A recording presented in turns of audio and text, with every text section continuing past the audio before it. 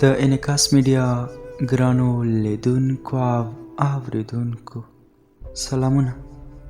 هیله ده رک روغ او خوشحال بیاست. یو ځل بیا هم د مینې او درد ناول له نهمې برخې سره حاضر شوم. تمه ده چې دا برخه به هم را سره تر پایه واورئ.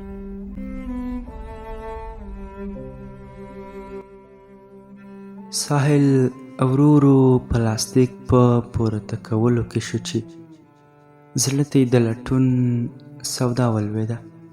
په پلټلو یې شروع کړه. یو وړوکی غوندې څلور قونجه شی تر سترګو تېره شوه. هغه یې سترګو ته مخامخ پورته کړه. پکې ښکلی قلب اچول شوی و. هغه یې جیب ته واچولو. دوه درې د سیال په لاس لیکلي خطونه ورسره دوه قطعې انځورونه یې هم جیب ته واچول.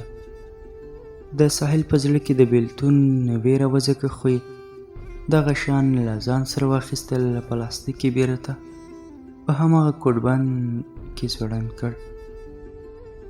د سیال مور اشپزخانې ته ننوتله او دلته ساحل له موقعې ګټه پورته کړه او د باندې وته.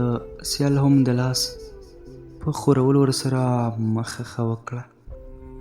ساحل په لاره کې د سیال انځورونه ښکل کړل او د څو شېبو لپاره د سړک تر غاړې ودرېده.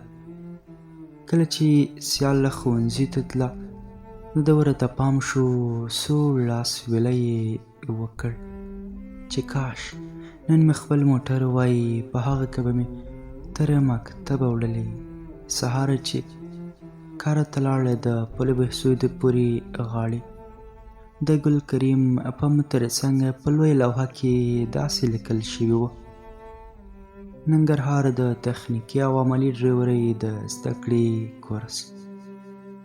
ساحل له ځان سره فکر وکړ لومړی به ډریوري زده کړم، که موټر یې واخیست ښه به وي، که نه نو د بل چا په موټر به یې له ښوونځیه تر کوره ویسي.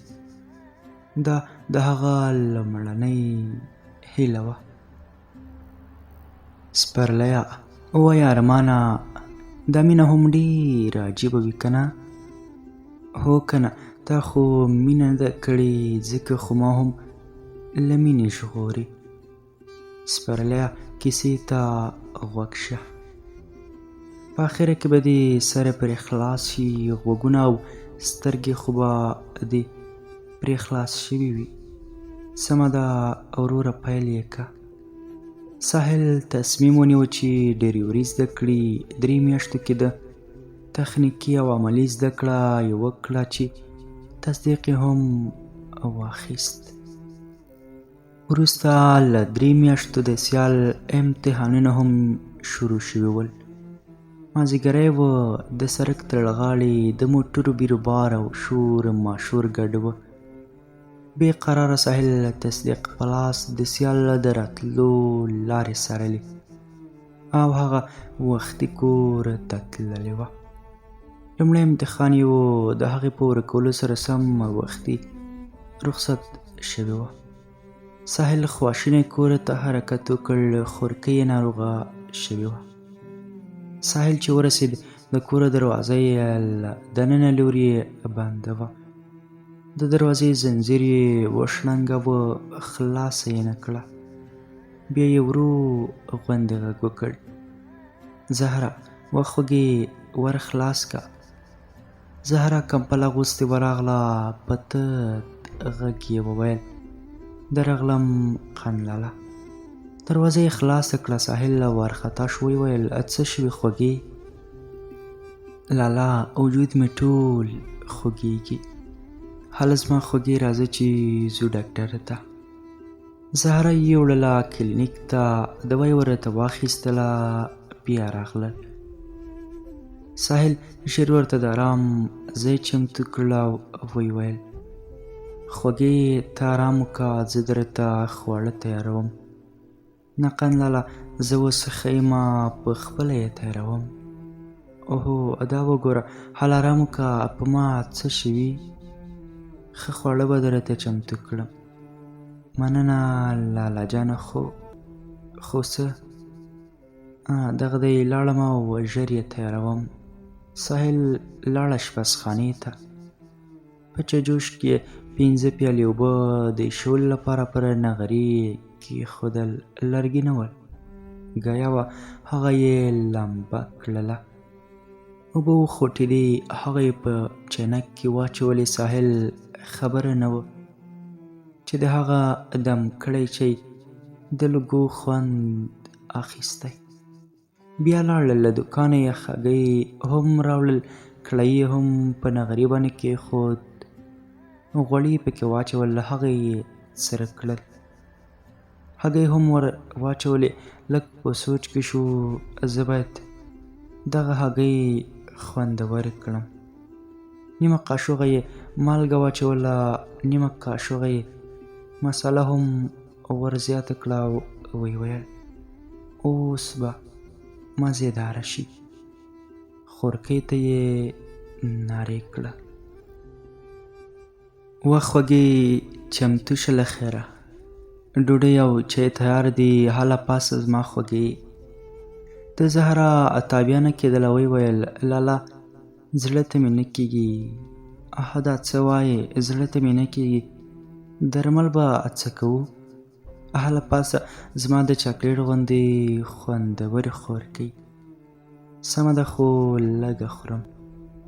هو لږه وخوره، خو ویې خوره. ساحل پیاله ډکه کړه، له هګیو څخه مړۍ جوړه کړه او هغه یې ور خولې ته ونیوله. زهرا چې کله په مړۍ خوند ووهلو، د سترګو په قنجونو کې ګونځې پیدا کړل، یې کړل. ژر یې له چایو څخه یو ګوټ هم وکړ، هغه هم بې خونده و. د ورور له خاطره یې په خوله لاس کېښود او ځان یې نه خبره کړ. ساحل د اوږو په خوځولو سره ویل خوږې، اوس دا ووایه خواړه مې څنګه پاخه کړي؟ هغې د سر په خورولو اشاره وکړه.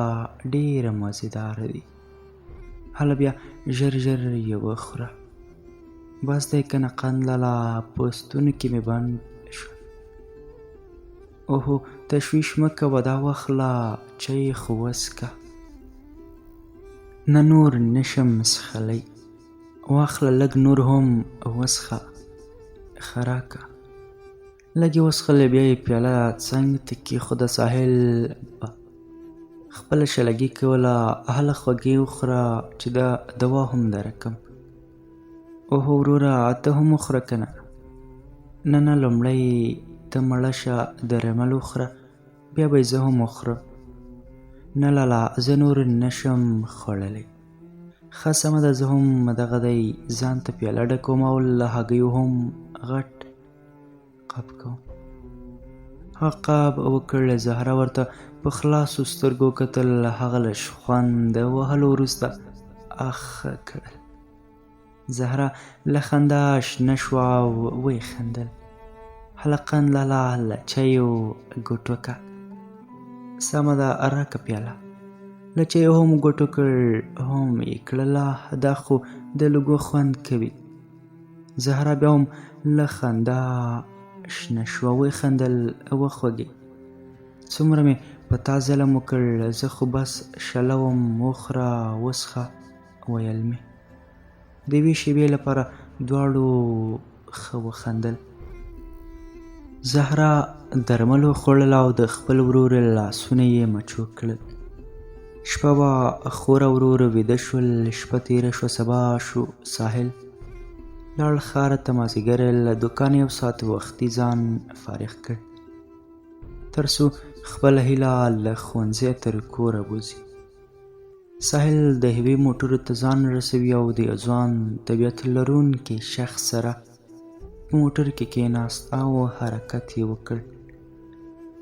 کله چې ښوونځي پورې ورسېږي، موټروان ته یې غږ وکړ استاده دلته ودروه. هغه بریک وواهه. ده بیا ورغبرګه کړله او ویې ویل استاده ځای خو هسې هم نږدې دی. موټروان وویل هو ولې؟ که نه خفه کېږي ته دا سپاره کسان تر هډې ورسوه، بیا بیرته همدلته راشه. نه ولې به خفه کېږم، سمه ده بیرته راځم. باید یادونه یې وکړم ستا موټر د 1 کیلومتر په اندازه په کرایه اخلم. هغه نرۍ موسکا له څېرې تېره کړه او ویې ویل د پیسو خبره مه کوه، بیرته ژر راځم. موټروان په 10 دقیقو کې بیرته راغی او ویې ویل اوس ووایه. ساحل وویل هغه مخامخ دوکاندار وینې؟ هو، هغه زموږ خپل دی، ته له هغه سره کښېنه. زما په زړه کې دغه یو ارمان و چې په خپل موټر کې به خپله مینه تر کوره رسوم، خو قسمت کې مې موټر اخیستل نه و، ځکه مې له تا څخه په کرایه وغوښته.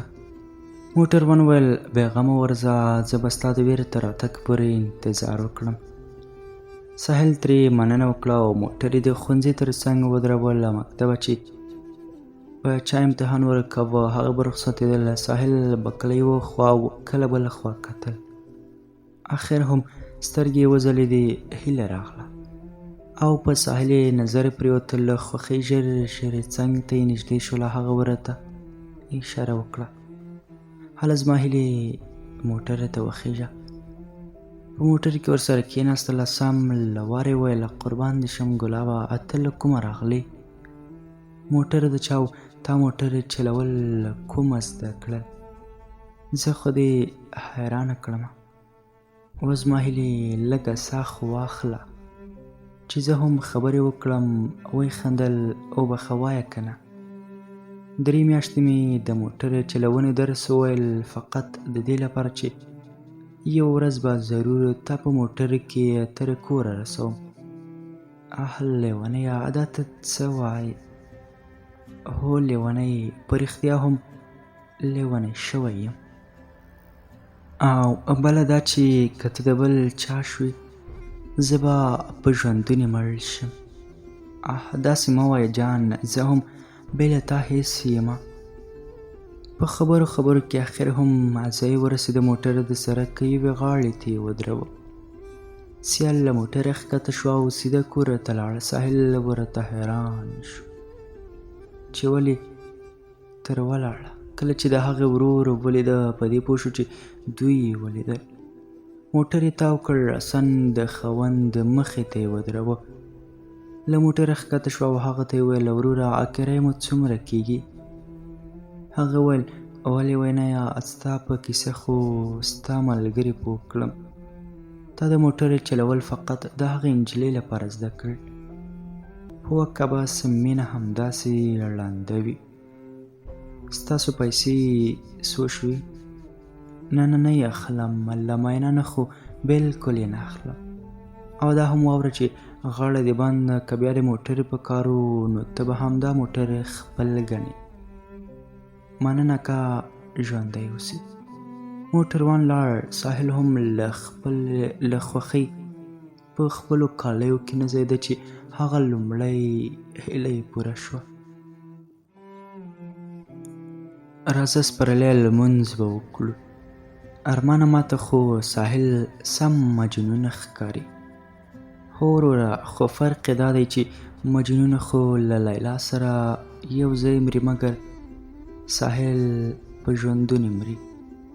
هله نو راځه وروره لمونځ کوو، بیا راته کیسه وکړه. درځه چې ځو، لمونځ خو مو وکړ؟ هو. ارمانه پاتې برخې راته ووایه. سمه ده غوږ شه. کله چې ساحل د خوښۍ احساس وکړ، خبره نه و چې غمیز خبره به پرې ژر ورشي.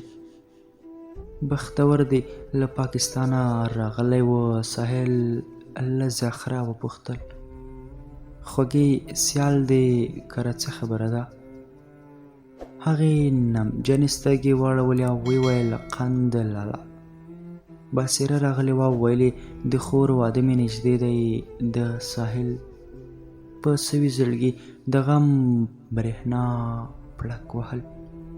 ورو یې وویل څه واده یې نږدې دی؟ هو. هغوی کله راغلل؟ همدا نن راغلل. ساحل به ناهیلی ښار ته کله تلو او کله هم نه. ناقرار به و، کله کله به له ځان سره بوږنېده، بې وخته به ویده شو بې وسه زهره. د ورور په کړېدو به څه کولې، یوازې اوښکې وې چې تویولې. سیال له ښوونځیه فارغه شوه، بختور چې د ده د تره زوی هم کېده د فراغت په خوښۍ کې ورته هېڅ نه و اخیستې. ساحل ورته ښکلې غمیداره لاسي ساعت، سره او سپین دوه رنګه ډولي جامې او ښکلې د انځورونو البوم چې په خپلو یادګارونو یې ډک سنبال کړی و ایښی و. د مبارکۍ سامان په لاس څو ځلې د باغ مخې ته ورته او بېرته ناهیلی به راته. اخر هم بې دیدنه ستون شو او ویې ویل: په زړګي مې راورېږي ستا غمونه، خیره دی راشه نن مې وکړه دیدنونه. څو به تا پسې کړېږم زما هیلې، د ګوګل به مې څوک واوري فریادونه. ګرانو اورېدونکو، دا و د مینې او درد ناول 9مه برخه. تر بیا راتلونکې برخې تاسې په پاکه او مهربان رب سپارم.